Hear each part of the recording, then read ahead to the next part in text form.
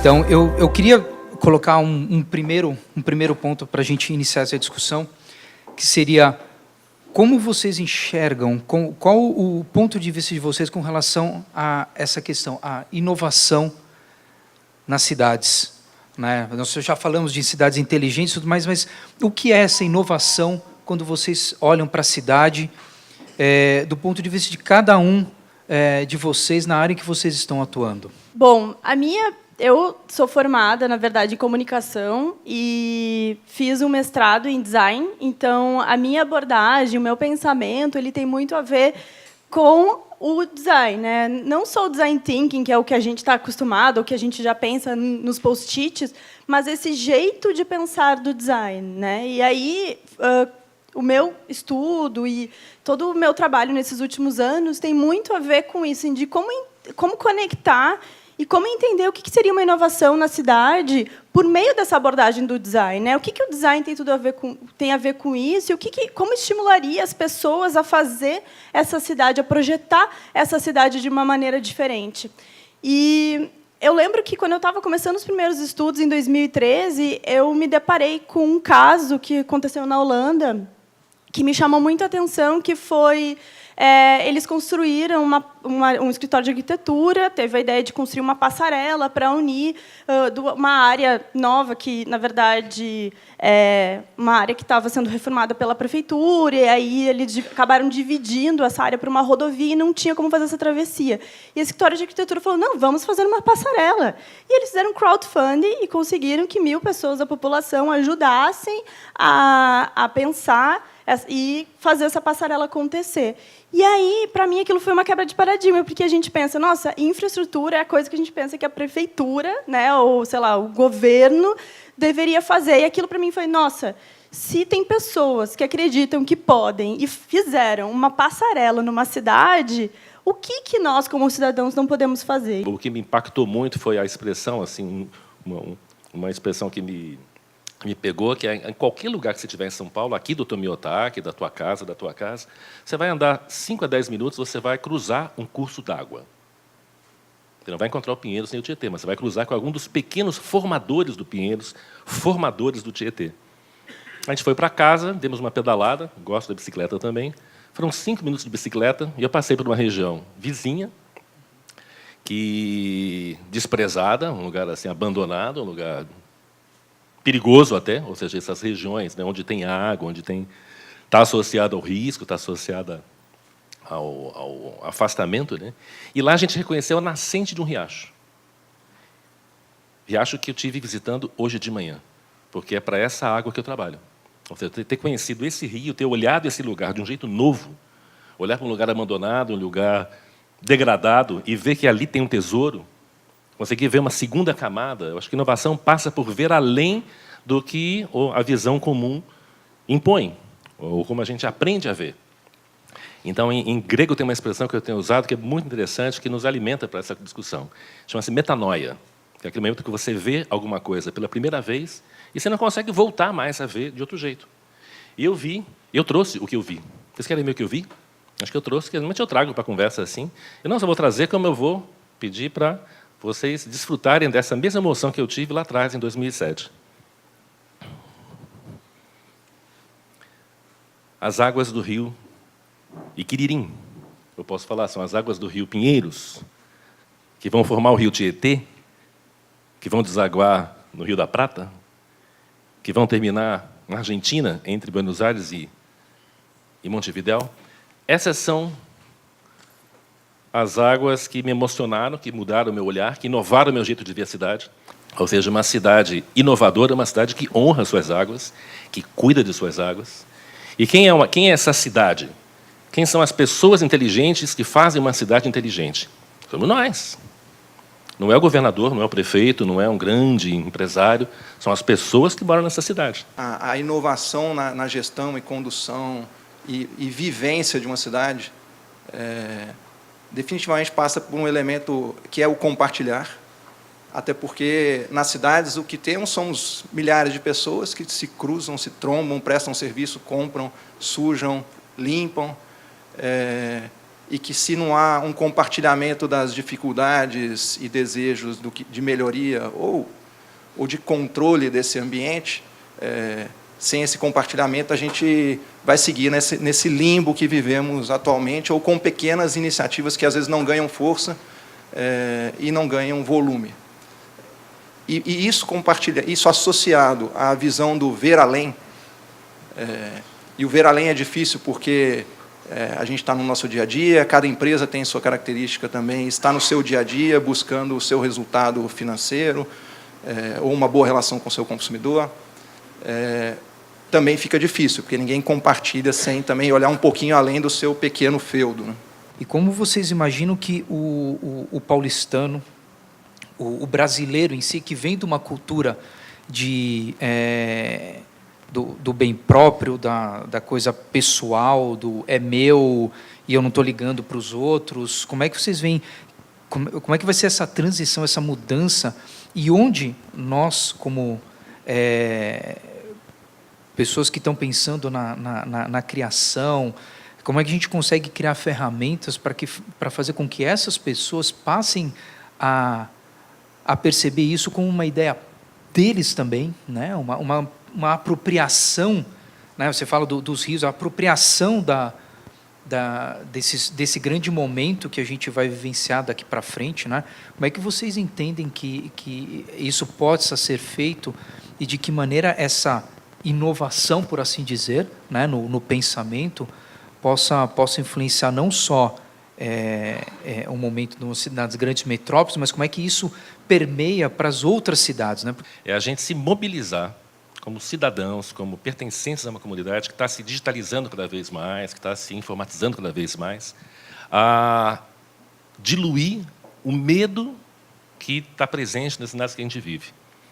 Então, acho que o medo que afasta... Existe uma combinação meio perigosa, que é o medo de viver a cidade, de viver o estranhamento, de encontrar, de compartilhar, de estar na rua, de pedalar. E a tecnologia, ela atende a esse medo, deixando a pessoa mais recolhida. Então, eu temo um pouco pela digitalização, ou pela tecnologia que afasta e que alimenta o medo do contato real.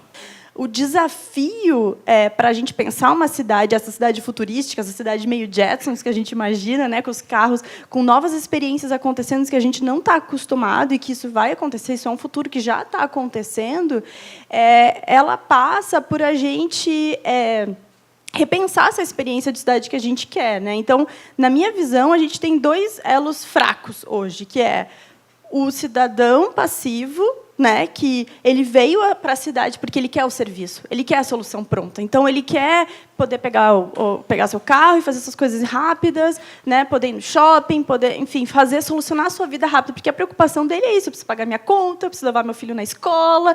É isso que ele está ali respirando no dia a dia, né, quando ele está vivendo a cidade. E a gente tem que amigo, calma, né? Que nem o Renato falou. Ele não é... Você não está no trânsito que está uma droga. Você é o trânsito. Você está ajudando esse caos. Você está fazendo esse caos. E a gente não se coloca como um ser ativo nesse processo. A gente sempre vitimiza e acaba culpando os outros. Então, a gente, por um lado, tem esse cidadão que está passivo, enfim, por várias questões, né? Não vou colocar a culpa toda no cidadão, não é isso. Mas, ao mesmo tempo, a gente também tem um governo que é passivo, porque ele está lá tentando resolver as coisas sozinhas.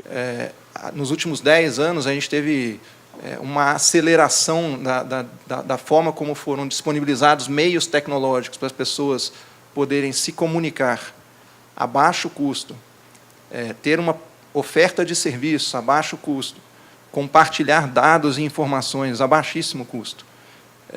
E isso a gente tem nas empresas ou nas marcas um espaço para a construção de serviços que nos permitam compartilhar mais. E eu não estou falando de compartilhar sob a ótica do Uber, que sempre tende a ser o mais comum pensamento, assim.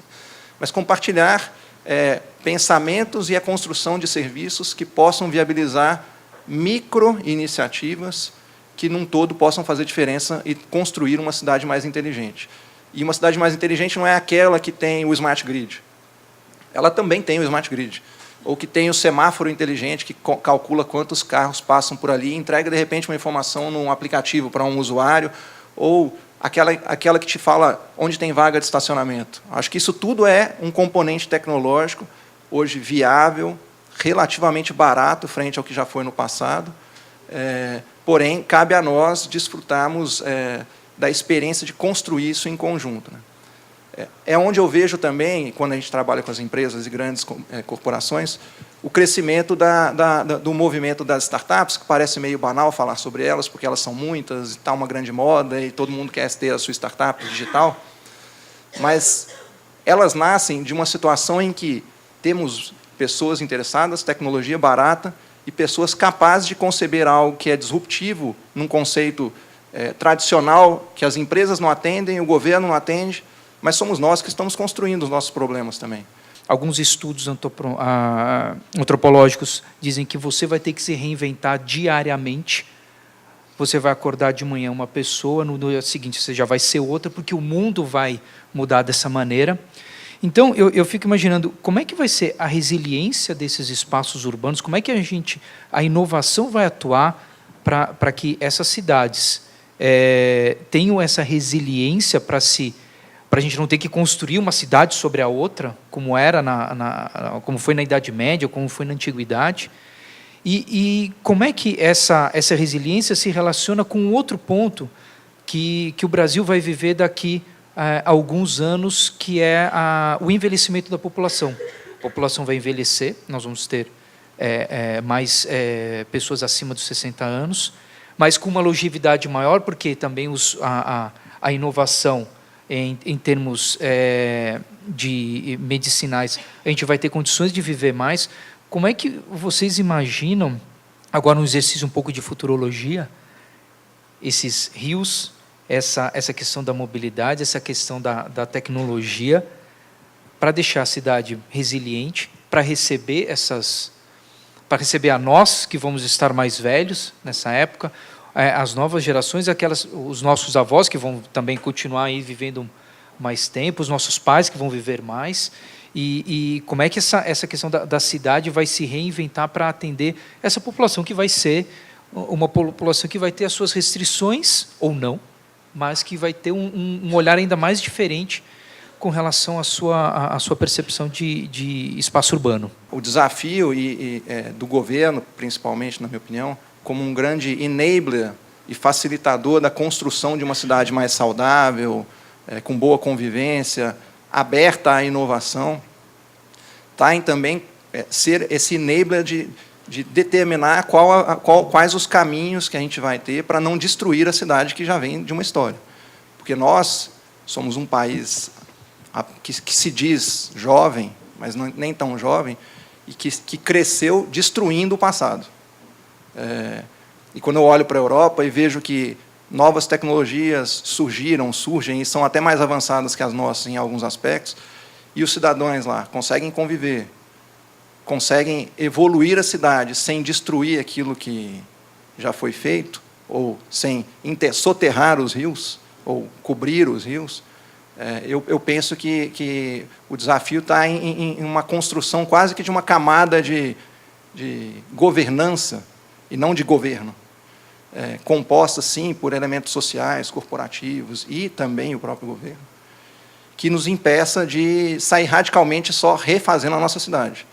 Porque a nossa história mostrou que refazer a cidade continuamente nos leva a essa situação mais caótica do que deveríamos viver. Muito dessa inovação, desse avanço, desse exercício de futurologia, de certa forma eu vejo que a gente vai, em algum momento, voltar a resgatar o que nós perdemos no caminho.